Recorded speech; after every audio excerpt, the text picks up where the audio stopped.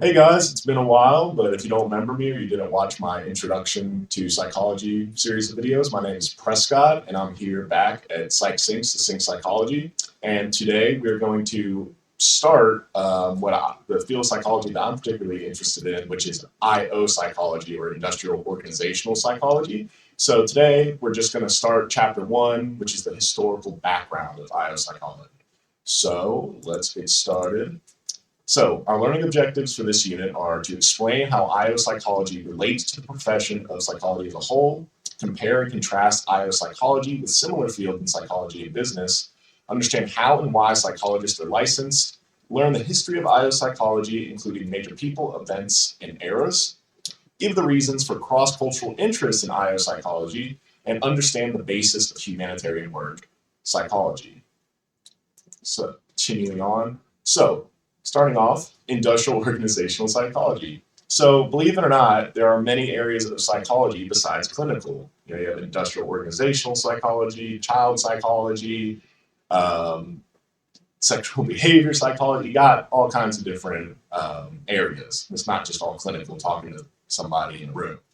So, to begin with, we have the American Psychological Association, which is the largest scientific and professional organization of psychologists in the United States. And it promotes knowledge of psychology to enhance the health and well being of the population or everybody. So, there are 54 divisions, and I lost my train of thought there. So, you have functions of the APA, American Psychological Association, which again is to promote the knowledge of it. And then you have Division 14, PSYOP, which specifically deals with IO psychology.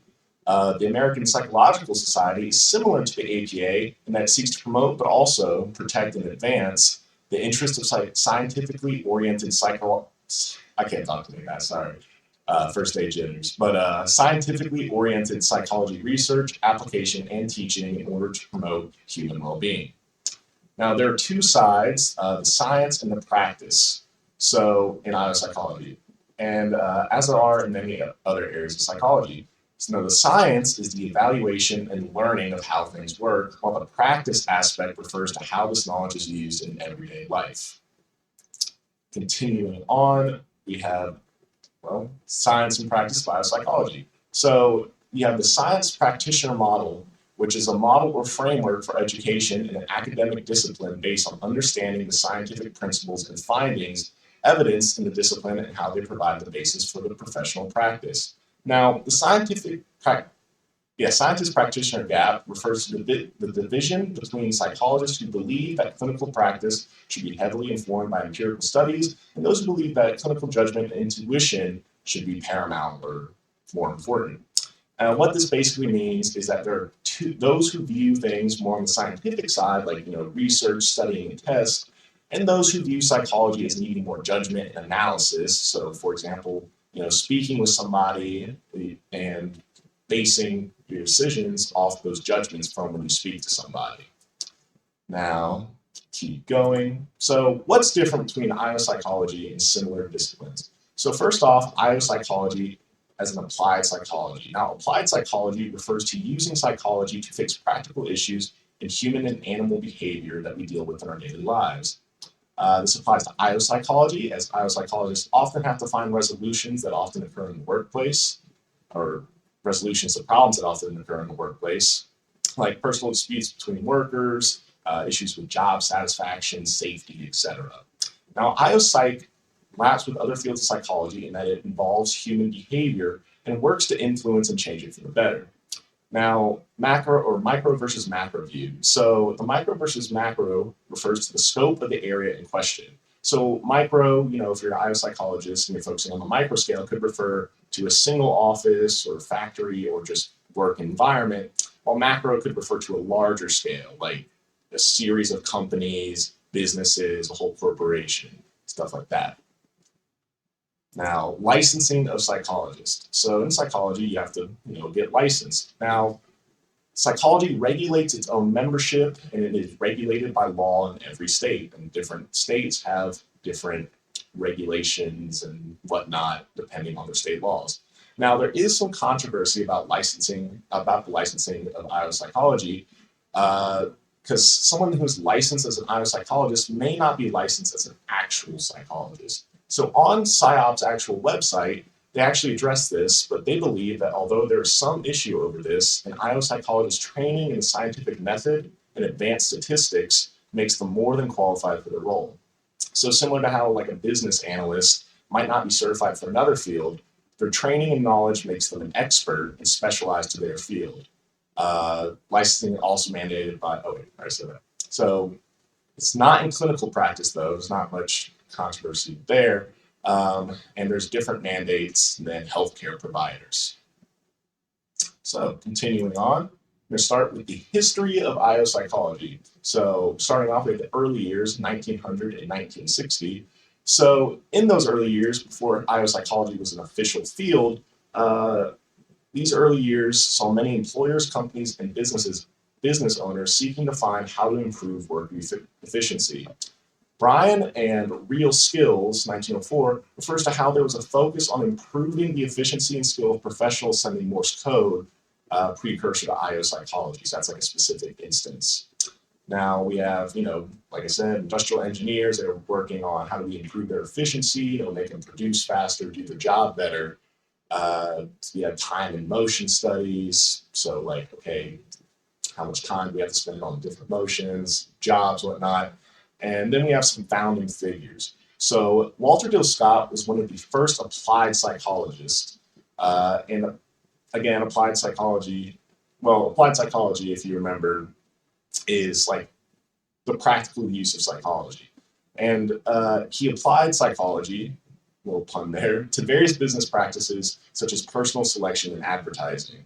Now, Frederick W. Taylor was one of the first management consultants and was known for the methods he came up with to improve industrial efficiency, such as replacing rule of thumb methods, like, oh, that looks about the right amount or right amount of time, with methods based on scientific study of the task at hand, as well as to scientifically select and train employees rather than hiring them and just kind of leaving them to figure out how, the best way to do their job, like do it fastest, most efficiently, actually scientifically selecting and training them.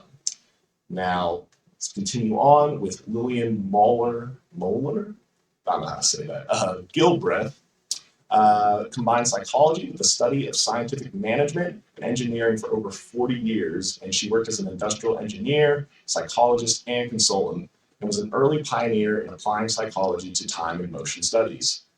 At one point in the 40s, she was described as a genius in the art of living, which I wish I could say the same about myself.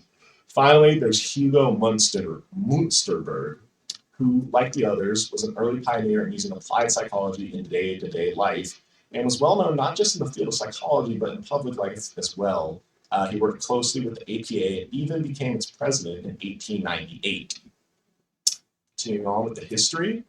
So World War I was really big for IO psychology, mainly through the years 1917, 1918, when America was involved. So to start with, we have Robert Yerkes and the Army Alpha and Beta test that they used to screen students, or not students, recruits. So Yerkes was the president of the APA in 1917, and under him, the APA produced many programs to be used in the war effort in World War I. The most well-known were, again, the Army Alpha and Beta test, which were verbal tests used to determine skills such as the ability to take orders. These tests were given to over 1 million US soldiers during the war and greatly aided the American military's process of recruiting, just making it a lot more efficient. Again, that's a big thing you'll be seeing. Kind of the main focus of IO psychology is how to make just things more efficient. And then we have the Journal of Applied Psychology, which was developed by a guy called Ludwig Reinhold Geisler. He developed the journal again, which emphasizes the publication of original investigations that contribute new knowledge and understanding to fields of applied psychology. Keep going.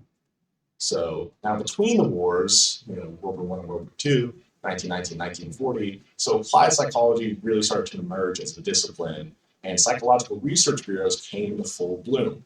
So we have Walter Bingham at the Carnegie Institute of Technology, and he was an applied and industrial psychologist who made significant contributions to intelligence testing and directly worked with Robert Yerkes, if you remember him from the previous slide, Army Alpha Beta test, in order to develop intelligence tests to identify potential recruits and officers for World War One. His work focused, like other IO psychologists, on maximizing human efficiency, in this case, for war. And then we have James Cattell, who founded the Psychological Corporation, and he was the first professor of psychology in the United States, actually, teaching at the University of Pennsylvania, and he founded the Psychological Corporation and marketed psychological tests and related materials to educational, corporate, and government clients. Then we have the Hawthorne Western Electric Studies / Harvard University joint venture.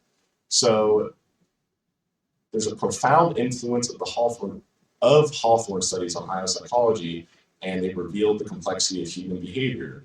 And the Hawthorne studies discovered that workers were highly responsive to additional attention from their managers and the feeling that their managers actually cared about and were interested in their work. So it made them a lot more productive, because it's good to know that you're working and your manager actually cares and appreciates your work. Now, I'm going to call that a wrap for today's video. We'll continue with the history of IO psychology in the next video. I appreciate you guys watching the video. And again, my name is Prescott. It's good to be back here, and I will see y'all in the next video. Thanks. Bye.